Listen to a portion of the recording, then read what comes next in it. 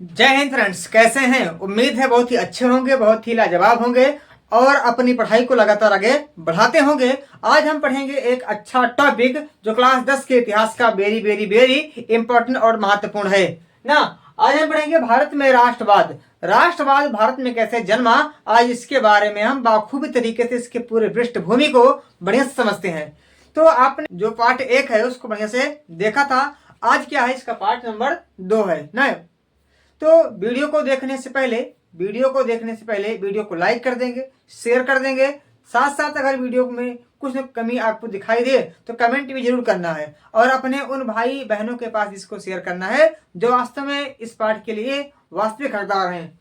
तो भारत में राष्ट्रवाद पढ़ते हैं। तो भारत में राष्ट्रवाद क्या है, क्योंकि राष्ट्रवाद का मतलब क्या होता है, अपने देश के प्रति अच्छी भावना रखना, अपने देश के प्रति देश प्रेम की भावना रखना। क्या होता है, राष्ट्रवाद होता है। अच्छा, ऐसा क्यों आया, क्योंकि हमारे देश में प्राचीन काल से अंग्रेजों का शासन हुआ करता था और तमाम विदेशी क्रांतिकारियों का, विदेशी आक्रमणकारियों का शासन हुआ करता था। तो देश के लोगों में यह भावना जगी और अपने देश से उन विदेशी आक्रमणकारियों को भगाकर अपने देश को स्वतंत्र करने के लिए उनके अंदर जो चेष्टा जगी है वही क्या है, वही है भारत में राष्ट्रवाद। जरा देखते हैं कि हमारा देश भारत कब गुलाम हुआ। तो इसके बारे में अगर हम आपको थोड़ा सा बताएं कि सन 1600 के आसपास हमारे यहाँ ईस्ट इंडिया कंपनी आई। इसके पहले तमाम कंपनियां हमारे यहाँ आई थी। वह जिस दृष्टिकोण से आई थी उनका एकमात्र ही उद्देश्य था कि भारत से हम क्या करेंगे, व्यापार करेंगे। व्यापार करते करते करते करते और कब ये कंपनियां हमारे देश के नागरिकों को, हमारे देश को अपने अधीन कर ली, इसका कोई पता ही नहीं चला। इसकी जो पहली झलक है, देश में आजादी की पहली जो झलक देखी गई वह 1857 की क्रांति में देखी गई। वहां में तमाम प्रकार के जो राजा थे, तमाम प्रकार के जो सैनिक थे, उनका विद्रोह हुआ और विद्रोह होने के बाद अंग्रेजों के दिमाग में यह बात आई कि हम भारत से जल्दी ही जाने वाले हैं, क्योंकि ये लोग लगातार विद्रोह या विरोध हमारा कर रहे हैं। तो फिर बीच में यह जो कहानी है ये आगे बढ़ती हुई चली गई और उसके बाद फिर जन्म हुआ हमारे उन महान क्रांतिकारियों का, उन महान देशभक्तों का, जिनकी वजह से हमारा देश आजाद हो पाया है। तो हम कुछ अपने वीर जो सपूत्र हैं उनके बारे में थोड़ा सा चर्चा करते हुए आगे फिर इस वीडियो में बढ़ देंगे, क्योंकि यह पाठ 10 के हिसाब से बहुत ही बेहद जरूरी है। लेकिन इस पाठ में जो पूरी कहानी है वह केवल पूरे देश के राष्ट्रपिता, हमारे और आपके राष्ट्रपिता जिनका नाम है महात्मा गांधी, उनके बारे में इसमें पूरा हम चर्चा करते हैं ना। इस पूरे पाठ का ही उद्देश्य है कि गांधी जी के उन आंदोलनों को, गांधी जी के द्वारा उन किए गए तमाम प्रकार के संघर्षों को पूरी तरीके से बयां किया जाए। तो फिर देखते हैं, देरी न करते हुए। हाँ, अब तक आपने वीडियो को लाइक नहीं किया होगा तो वीडियो को भैया लाइक कर दें। वीडियो लाइक करने में आपका पैसा नहीं जाता है ना। तो भारत में राष्ट्रवाद, फिर इसको थोड़ा सा देखते हैं, फिर समझते हैं, फिर आगे गए बढ़ते हैं। तो भारत में जो अंग्रेजों का शासन हुआ, अंग्रेजों का जो शासन था ना, एकदम क्या था, ये एकदम भयावह था। यानी कि पूरा अंग्रेज हमारे ऊपर एकदम से जुल्म ढा रहे थे। तो उन्हीं को क्या करना है, उन्हीं की उखाड़ के फेंकना है। तो 1857 में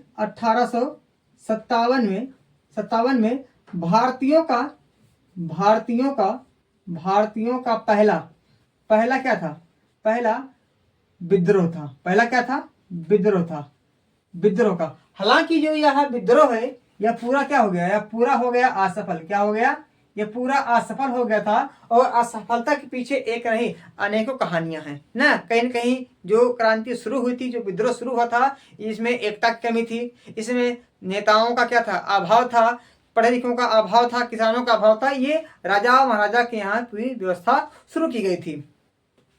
तो अब क्या हुआ, ये असफल हुआ। तब कहीं न कहीं लोगों के अंदर, जो हमारे इस वाले पाठ में बात करते हैं, वह पाठ जो शुरू होता है वह होता है 1915 के आसपास। 1915 से 1947 तक की जो कहानी है, इस हमारे भारत में राष्ट्रवाद से है, राष्ट्रवाद से है। कहां से है, भारत में राष्ट्रवाद से है। तो ये कहानी पीछे बहुत सारा इतिहास है, क्योंकि पूरा हम मध्यकालीन इतिहास पढ़ेंगे तब आधुनिक इतिहास में आएंगे, तो वहां तक हम आपको नहीं बताते हुए सीधा इस 1915 से या साथ साथ जब प्रथम विश्व युद्ध हुआ तो उस तरीके का जो भारत में अंग्रेजों का रवैया था वो कैसा हुआ और कैसे हमारे देश के नेताओं के अंदर राष्ट्रवाद की भावना जन्मी, यहां से शुरू करते हैं वीडियो को ना। क्योंकि जब प्रथम विश्व युद्ध हो रहा था, प्रथम विश्व युद्ध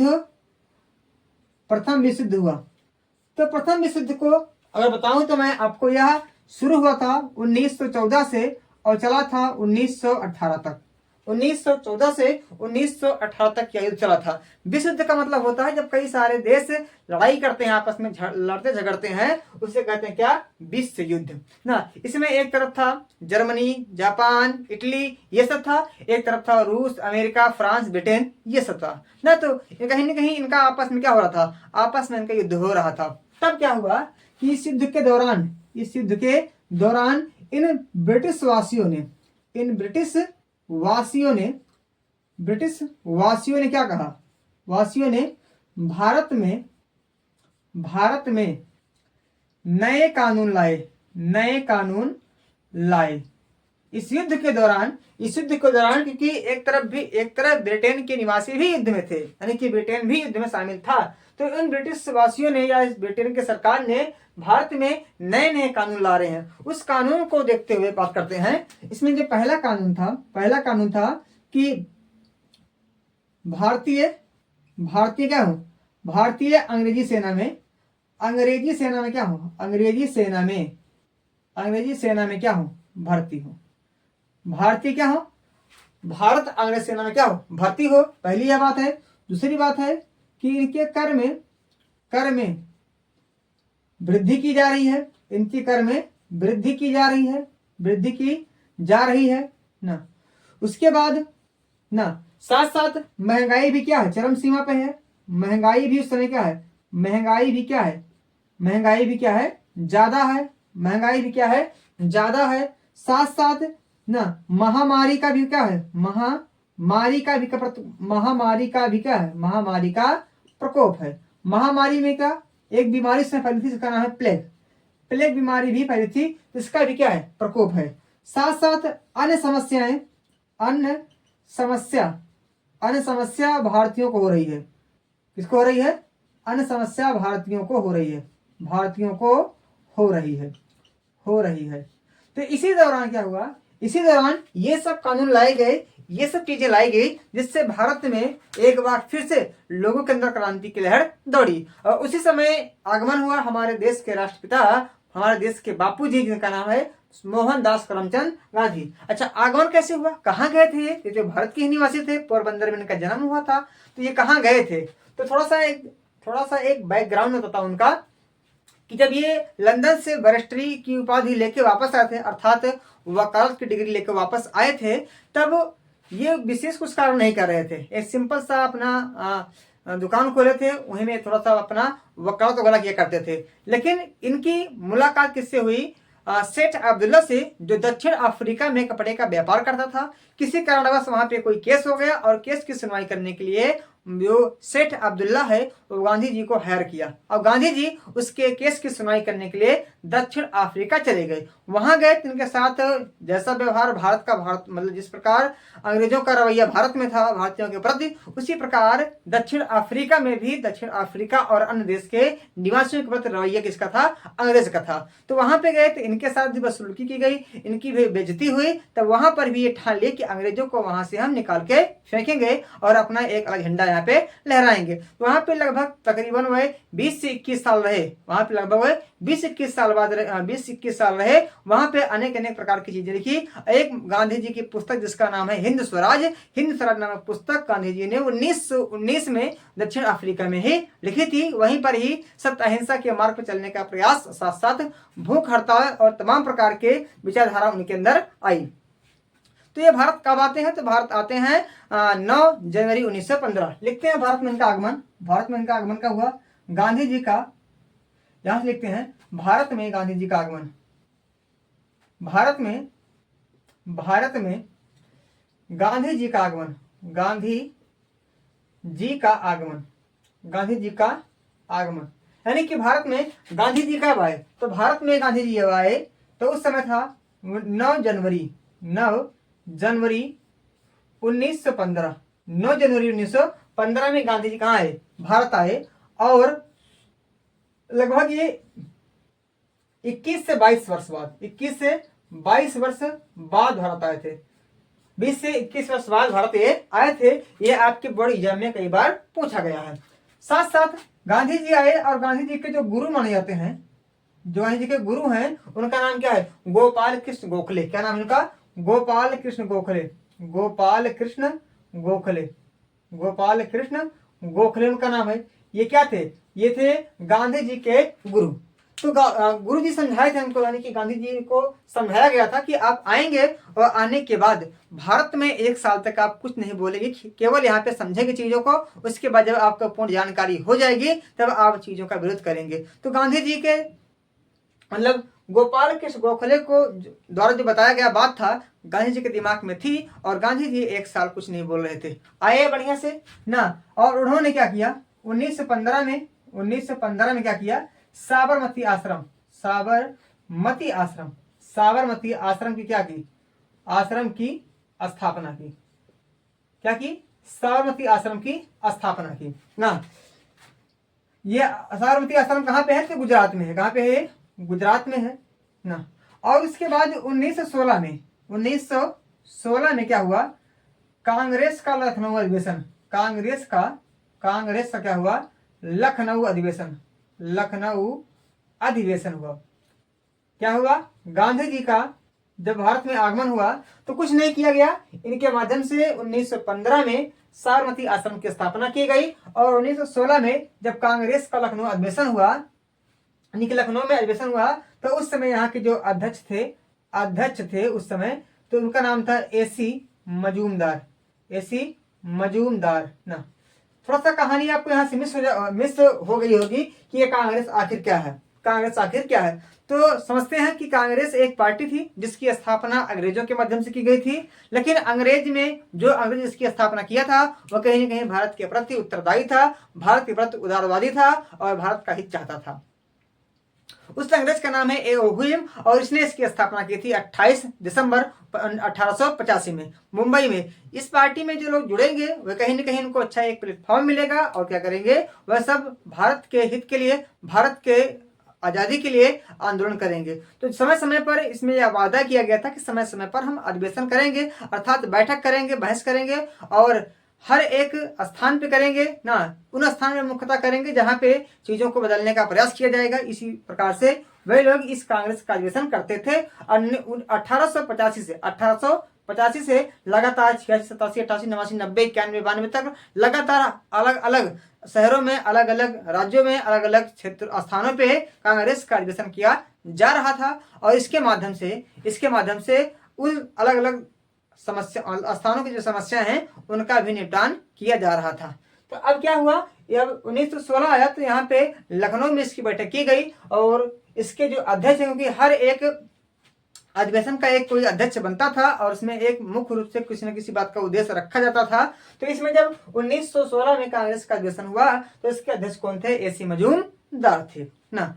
अब मजूमदार थे तो यहाँ पे लखनऊ का अधिवेशन हुआ तो यहाँ पे एक बात की गई कि यहाँ पे जो नरम दल है, गरम दल है, इसको जोड़ा जाएगा। अब दिमाग में आपको यह बात नहीं आएगी कि नरम दल क्या है, गरम दल क्या है। तो कहीं ना कहीं जो कांग्रेस के लोग थे, जो नेता थे, वह 2 भागों में बंट गए थे। एक का नाम था उग्रवादी, एक का नाम था उदारवादी, अर्थात एक नरम दल, एक गरम दल। जो नरम दल के लोग थे वह सत्य अहिंसा के मार्ग पर चलते हुए अपने बातचीत के माध्यम से देश को आजाद कराने का अपने अंदर साहस रखते थे और जो गरम दल के लोग थे वो कहीं ना कहीं हिंसात्मक तरीकों से मार पीट के अंग्रेजों को तोड़ ताड़ के भारत को आजाद करने के लिए उत्तरदायी थे। तो इस प्रकार जो 1916 है, 1916 में नरमपंथी गरमपंथी जो विचारधाराएं थी ये 1907 के सूरत अधिवेशन में अलग हो गई थी। जब यहाँ पे 1916 में जो लखनऊ का अधिवेशन होता है, इस अधिवेशन में ये शक्तियां आपस में एक बार फिर से जुड़ने का प्रयास करती हैं और इस बार इनका साथ देने के लिए मुस्लिम लीग भी आ रही है, जो कि भारत में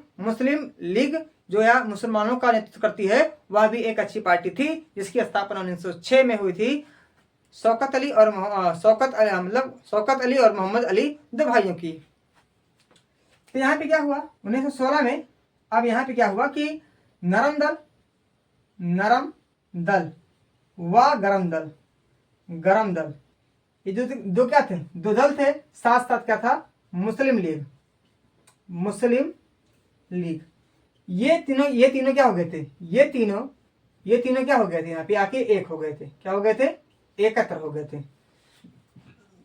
यहीं पे क्या हुआ, यहीं पे महात्मा गांधी जी ने, इसी अधिवेशन में पहली बार महात्मा गांधी जी ने सामूहिक रूप से क्या दिया, भाषण दिया। और इनके भाषण से लोग इतना ज्यादा क्या हुए, प्रभावित हुए कि गांधी जी की जय जयकार, साथ साथ उनके विचारों की जो बातें थी वह उस क्षेत्र में होने लगी। और यहीं पे बिहार के एक नेता जिनका नाम है राजकुमार शुक्ला, जो बिहार चंपारण के नेता थे, उनकी मुलाकात गांधी जी से होती है। गांधी जी के जब गांधी जी की मुलाकात राजकुमार शुक्ला से होती है, तब कहीं न कहीं राजकुमार शुक्ला गांधी से इतना प्रभावित होता है कि बोलता है कि गांधी जी कभी हमारे यहाँ भी आइए ना। मतलब यहीं पे क्या हुआ कि इसी 16 के अधिवेशन में क्या हुआ, गांधी जी की मुलाकात, गांधी जी की जो मुलाकात है वह किससे हो गई, राजकुमार शुक्ला से। किससे हो गई, राजकुमार शुक्ला से हो गई, जो है बिहार के एक नेता, जो क्या है, बिहार के एक नेता हैं, बिहार के क्या है, एक किसानों के नेता हैं। तो यहीं पे क्या हुआ, यहीं पे नरम दल, गरम दल और मुस्लिम लीग तीनों एक हुआ। गांधी जी की मुलाकात है किससे हो गई, राजकुमार शुक्ला से हो गई, जो बिहार के किसानों के एक नेता है। यहीं पे क्या किया, गांधी जी ने पहली बार भाषण दिया था। अब जो कहानी आती है वह कहानी आती है एक भारत के पहले सत्याग्रह के बारे में, जो कहीं न कहीं गांधी जी के जीवन का पहला क्या था, सत्याग्रह था। और गांधी जी ने अपनी सफलता की जो शुरुआत है भारत में यहीं से की थी, यानी कि चंपारण सत्याग्रह, नाम तो आपने सुना होगा। तो बस इतना छोटा सा जो बैकग्राउंड है, इतना छोटा सा जो पृष्ठभूमि है, वह भारत के आंदोलन के लिए काफी है, गांधी युग के लिए काफी है। हम मिलते हैं एक नए वीडियो में, जिसमें हम पढ़ेंगे चंपारण सत्याग्रह को। तब तक आप सभी लोग वीडियो को देखेंगे अच्छे से ना, देख तो रहे ही होंगे ना, लाइक कर देंगे जो लाइक नहीं किए होंगे, और अभी मौका है आपके पास शेयर करने का। और इस तरीके से भारत के राष्ट्रवाद के बारे में हम जानते रहेंगे, समझते रहेंगे, और फिर धीरे धीरे आगे बढ़ते रहेंगे। मिलते हैं आपसे कल अगली वीडियो में, जिसमें रहेगा चंपारण सत्याग्रह। तब तक के लिए आप स्वस्थ रहें, मस्त रहें, हंसते रहें और मुस्कुराते रहें, और पढ़ते रहें, अच्छे से तैयारी करते रहें। जय हिंद, जय भारत।